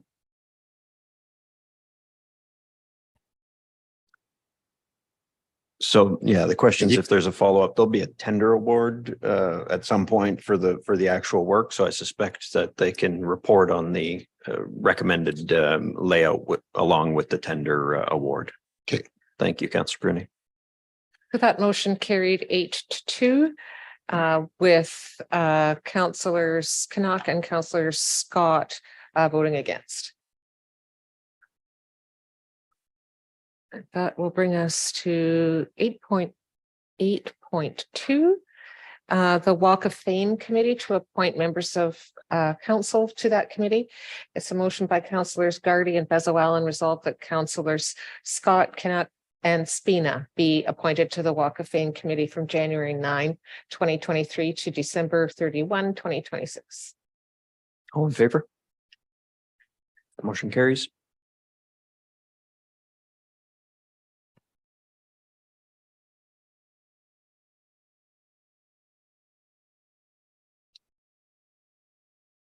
That will bring us to agenda item 9.1, better traffic flow, less idling. This is a motion by councillors Gardy and Spina. Whereas Sault Ste. Marie continues to promote itself as both an environmentally friendly community and a community that is set apart from Southern Ontario communities in its lack of traffic congestion. And whereas the ability to move relatively easily from one end of the city to the other and the lack of traffic congestion is an important selling feature of Sault Ste. Marie's work-life balance. And whereas having vehicles unnecessarily idle at intersections creates additional greenhouse gas emissions. And whereas there are many solutions to improving traffic flow, from the better timing of traffic signals to flashing signals at certain hours to scheduling when advanced arrows should be in use to the removal of traffic signals where they are unwarranted. Now, therefore, be it resolved that staff be requested to conduct a review of Sault Ste. Marie's traffic signals and determine if there are improvements that can be made that will improve traffic flow, reduce unnecessary idling, determine where traffic signals are unwarranted, recommend alternate traffic management techniques, and any other outcome that will generally make the movement within the municipality easier. Further, be it resolved that staff be directed to report on these outcomes by September 2023.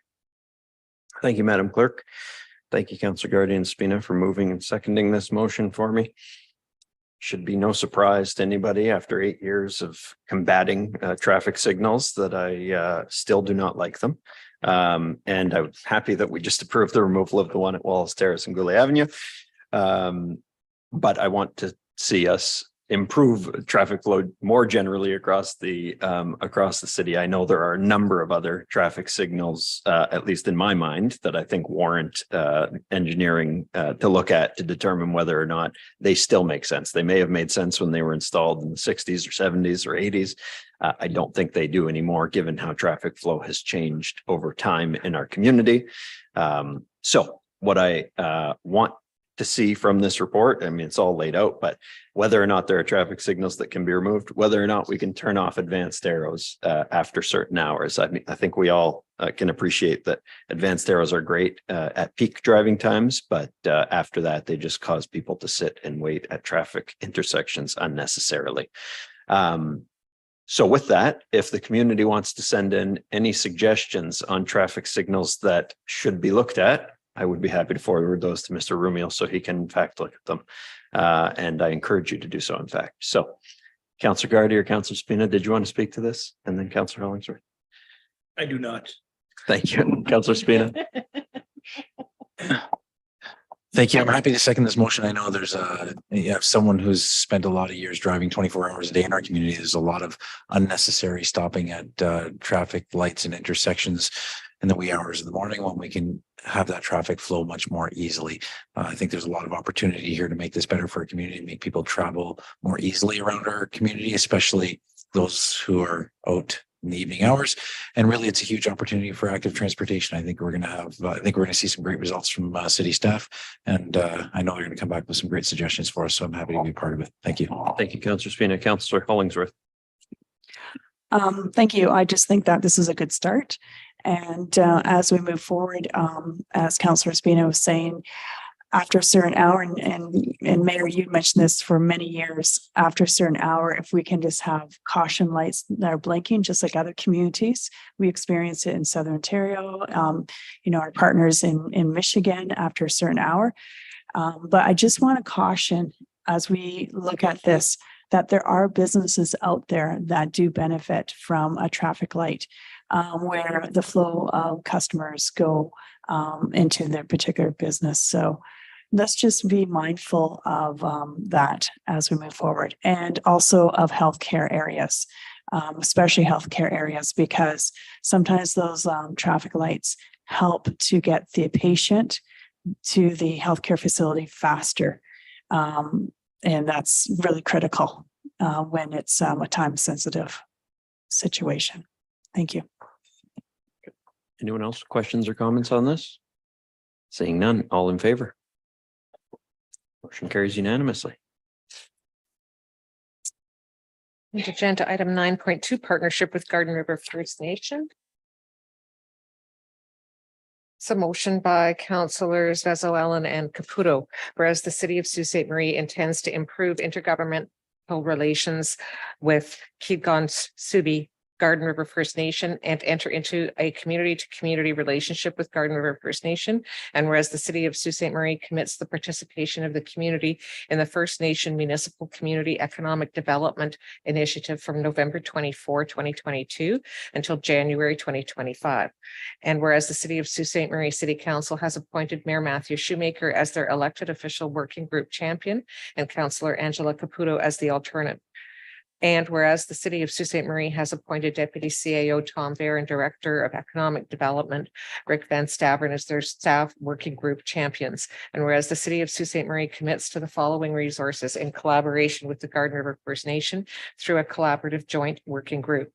Elected and staff working group champions meet monthly with the Garden River First Nation working group champions as a joint working group throughout the CEDI process, coordinate a contingency plan for the CEDI working group champions should a designated person leave their position prior to January 2025, organize and participate in 5 1-to-1.5 day joint workshops, ensuring there is representation of the elected officials, senior administration, economic development, and land management or planning staff from each community at each workshop, organize ongoing community engagement to keep the community informed about CEDI program participation, partnership with Garden River First Nation and joint community economic development initiatives, agree to maintain communication with CEDI staff and to assist with coordinating the logistics of community visits, strategic meetings, and workshops as appropriate, provide in-kind and financial resources required to hold the meetings, provide additional staff time and support as required by the joint working group, actively participate in the planning for and management of the jointly accessed capacity building grant. Now, therefore, be it resolved that the city of Sault Ste. Marie supports the participation in the First Nation Municipal Community Economic Development Initiative from November 24, 2022 until January 2025. Could you repeat that, Madam, please? The council, this is as has been reported, and as you are all aware, Sault Ste. Marie and Garden River First Nation are part of the SETI or Community Economic Development Initiative, initiated or promoted by the federal government and the Federation of Canadian Municipalities. We have had a number of good sessions with our partners in Garden River. Many of you have attended. And we continue over the next 2 years to have these sessions, and hopefully we'll come out with some great collaborative projects that we intend to work on going forward. The program requires a motion to be passed by both our council and the Garden River Band Council. And so this is the council, the motion that is required. And of course, I hope we will get unanimous support for it. Any questions or comments? Councillor Vezo-Allen? Thank you. I just want to say that I'm really happy to move this with Councillor Caputo.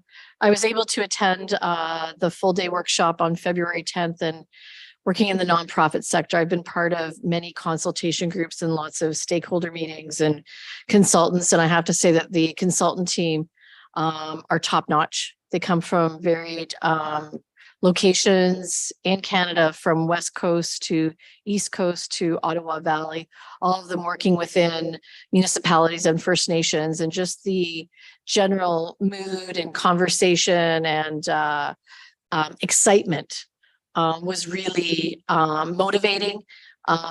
We both share very similar, obviously, geographical locations, but we also have very similar social economic issues that we're concerned about. You know, we're concerned about homelessness and opioid addiction. We're concerned about our housing population. We're concerned about economic development. We're concerned about education and roads and transportation. So, you know, it was really great to be all together in the room to just really share all of our similarities, but also having that focus, not just on either the city of Sault Ste. Marie or Garden River First Nation, but how we can do things together to build a better community. And that bridge, I think, was long nurtured, but I think it's kind of very much cemented. But I really give kudos to both you, Mayor, and my colleague Angela for being part of the working group, and staff was very excited and engaged. And I think this is the really critical first step towards doing some really positive development. And I really, in terms of the consultants team, was really impressed because they really keep us focused. They're very good with giving us clear deliverables. And I have only positive feelings about the outcomes of this project, and thrilled that we are part of it. Because there was not that many, you know, we're one of very few communities and applications that were approved. So I think that's the other key piece too, is you know, our application was successful, and I think we should give ourselves kudos for that, for the team for making that happen. So thank you. Thank you, Councillor Bezuilen. Councillor Caputo. Thank you, Mayor. I just want to take a second to say Aneen to the Garden River Council, if you are watching, particularly Brandy Nolan, who I know has said she has taken an interest since our SETI meetings in watching our council. So hello, and hello to any Garden River residents. Miigwech, Mayor, for the opportunity to be a part of this incredible initiative. I very much appreciate it. Would like to take a moment to encourage our residents to, I'll extend the invitation that was extended to us. Garden River First Nation has many wonderful businesses there. They have extended the invitation to us to go and patronize their businesses. Obviously, of course, I would say still patronize those here at Sault Ste. Marie, but our partners in Garden River really spend a lot of time here in the Soo.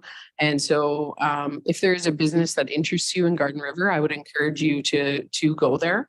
I encourage our fellow council members to participate in any of these sessions that are open to us. Councillor Bezuilen, Councillor Zagordo, Councillor Spina have all made time to come, and I just think it's so important to show our commitment to this project. And I am looking forward to seeing where this project will go. And again, thank you so much. Thank you, Councillor Caputo. Anyone else with questions or comments on this? Seeing none, all in favor? Motion carries. Unanimously. Agenda item 9.3, Property Demolition Fund, a motion by Councillors Caputo and Zagordo. Whereas on December 12, 2022, Council of the City of Sault Ste. Marie set aside $200,000 to establish a property demolition fund with criteria to be set by staff pursuant to a future council resolution. And whereas there are many derelict buildings on service properties in the city of Sault Ste. Marie that could be redeveloped and assist the Soo in its continuing efforts to enhance or maintain affordable housing in our community. And whereas the demolition of derelict properties is something that is currently done through existing operation budgets or is put off due to a lack of funding. Now, therefore, be it resolved that the Affordable Housing Task Force, along with any other required staff, and either in conjunction with or independent of any other recommended incentives, determine a target amount for the property demolition fund reserve and what criteria would be used to access said reserve, as well as options for replenishment of the reserve as it depletes. Okay, Council, as the motion says, we passed we set aside some money when GFL bought the garbage bins from us in December to establish a property demolition fund, but we didn't at the time set up criteria for the fund. So this is a follow-up on that to set up a proper demolition fund so that we can start tackling some of the more challenging demolitions we've got in town. I know there has been some demolitions recently. I see them posted from various contractors every now and then that are taking some places down, but I'd like to see more of it, because as we demolish derelict properties, those properties can be intensified in use with duplexes or triplexes or multi-residential buildings to try and intensify the use of existing serviced city property. So I think this is a good initiative that the Affordable Housing Task Force can tackle, determine how much should be in the fund, and determine what the criteria should be to access it. So thank you to Councillor Caputo and Councillor Zagordo for moving and seconding this. Councillor Dufour had offered to as well. He unfortunately couldn't be here today, but I know he'll have a say in this as a member of the Affordable Housing Task Force. So I'll go to Councillor Caputo first, then Zagordo, if either of you wish to speak to it, and then anybody else. You're good. Councillor Zagordo, anything? Just a few words. As we all know, laws of physics, more specifically, the second law of thermodynamics, entropy increases as time goes on if you don't put any type of effort or energy into that. And not just for the laws of physics alone, I think we need to stay on top of some of the properties and some of the derelict properties around the city, making sure that we keep our city as, beautiful as we can. We're always recognizing, the aesthetics around our community with yard awards and garden awards. And I think such a resolution would, add and continue that kind of thought through. So thank you. Thank you, Councillor Zagordo. And with yours and Councillor Caputo's agreement, we're going to amend this on a friendly basis, as the amount we put into the fund was actually 250 and not 200,000, which is stated in the motion. Good. Anyone else on this motion? So seeing none, all in favor? Motion carries unanimously. And that will bring us to bylaws. A motion by Councillor Scott and Bezo Allen resolved that all bylaws under item 12 of the agenda under date April 11, 2023, save and accept bylaws 2023-52 and 2023-53 be approved. All in favor? Motion carries. And bylaw 2023-52 resolved. It's a motion by Councillors Gardy and Bezo Allen, resolved that bylaw 2023-52 being a bylaw to authorize the execution of the contract between the city and Tri-Mountain Construction Group for the reconstruction of Blake Avenue between McNabb Street and Wawanash Avenue, contract 2023-4E be passed in open council. It says 11th day of May, but 11th day of April 2023. All in favor?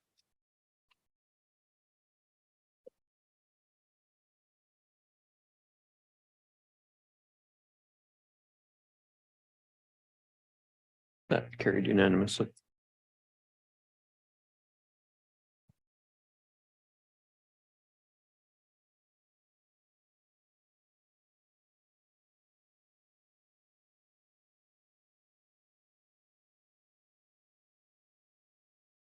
And a motion by Councillors Gardy and Bezo Allen resolved that bylaw 2023-53 being a bylaw to permit the temporary closing of Blake Avenue between McNabb Street and Wawanash Avenue from May 1, 2023 to November 30, 2023 to facilitate the reconstruction of Blake Avenue be passed in open council this 11th day of April 2023. Any question? All in favor? Motion carries. Not the case, but everyone was in favor. Everybody.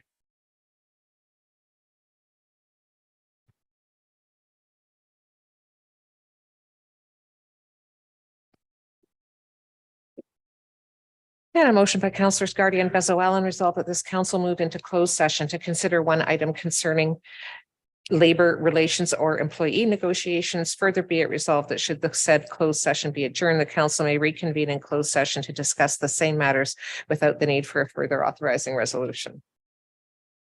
All in favor? Motion carries. And a motion by Councillor Scott and Bezo-Allen that this council now adjourn. All in favor? Motion carries. Thank you.